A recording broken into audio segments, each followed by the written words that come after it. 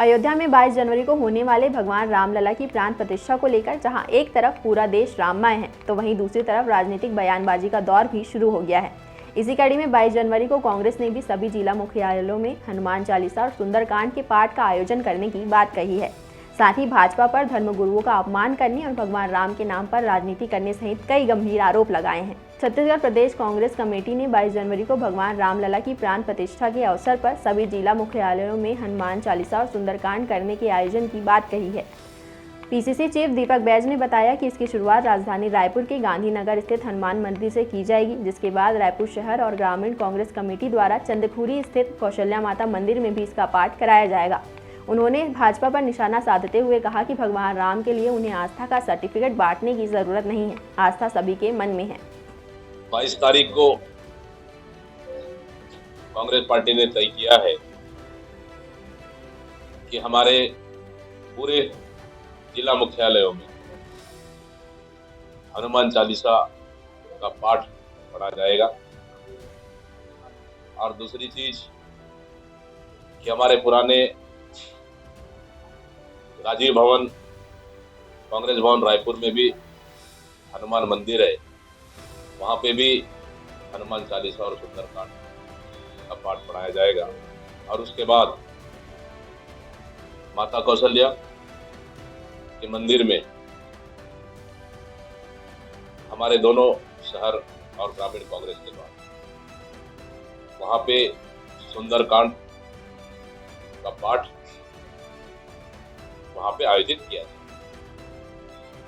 ताकि हम लोग ये संदेश देंगे भारतीय जनता पार्टी ही किसी को सर्टिफिकेट बांटने के लिए भारतीय जनता पार्टी की आवश्यकता नहीं है। आस्था हम सभी लोगों में है, आस्था दिल में है। भगवान राम के लिए, भगवान के लिए आस्था हमारे दिल में है। ये भारतीय जनता पार्टी को दिखाने की आवश्यकता नहीं है, ना ही भारतीय जनता पार्टी को हमें प्रमाण पत्र देने की आवश्यकता है। बैज ने प्राण प्रतिष्ठा पर शंकराचार्य मठ के संतों द्वारा लगातार विरोध करने के सवाल पर कहा कि भाजपा द्वारा धर्मगुरुओं की बातों को दरकिनार कर उनका अपमान किया जा रहा है। राम मंदिर का निर्माण पूरा नहीं होने के बावजूद अयोध्या में भगवान रामलला का प्राण प्रतिष्ठा कार्यक्रम रखा गया है।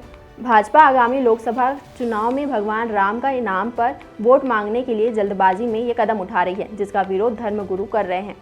प्राण प्रतिष्ठा का क्या हालत है वो तो आप शंकराचार्य लोग देख रहे हैं, लगातार विरोध कर रहे हैं। और इससे बड़ा उनको दरकिनार कर, उनकी बातों को अनसुना कर इस तरह का प्राण प्रतिष्ठा करना मैं समझता हूँ कि धर्मगुरुओं का कहीं न कहीं अपमान है।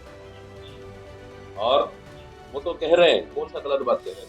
राम मंदिर अधूरा है, आखिर इतनी जल्दबाजी प्रधानमंत्री को क्यों पड़ी? इतना जल्दबाजी, रामनवमी सामने है, रामनवमी के वक्त भी किया जा सकता है।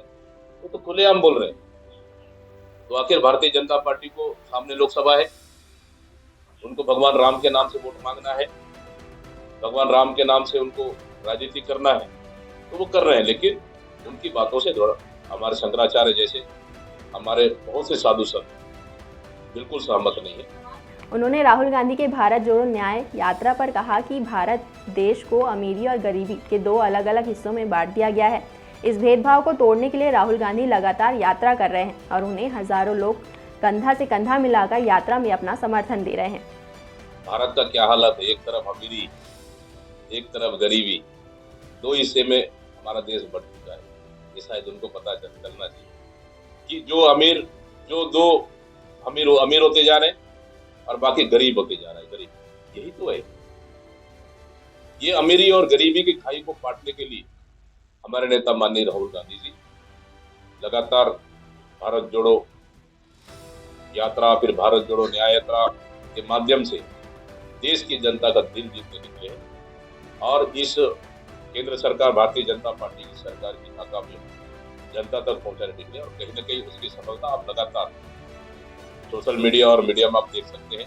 मीडिया में तो ज्यादा कवरेज है नहीं, सोशल मीडिया में आप देख सकते हैं। लाखों लोग, लाखों की संख्या में उनके साथ चल रहे हैं और जोश और उत्साह जबरदस्त प्रतिशत हमारे नेता राहुल गांधी जी को इसका। उन्होंने धान खरीदी के सवाल पर कहा कि किसान मौसम की मार झेल रहा है। भाजपा सरकार को खरीदी की तारीख बढ़ाने के साथ ही पूरा धान खरीदी के लिए परिस्थिति बनानी चाहिए। उन्होंने कहा कि पिछले विधानसभा चुनाव में कांग्रेस ने जो घोषणा किया था उसे उन्होंने सरकार बनने के 2 घंटे में ही पूरा कर लिया था, लेकिन भाजपा सरकार मोदी की गारंटी को अभी तक पूरा नहीं कर पाई है।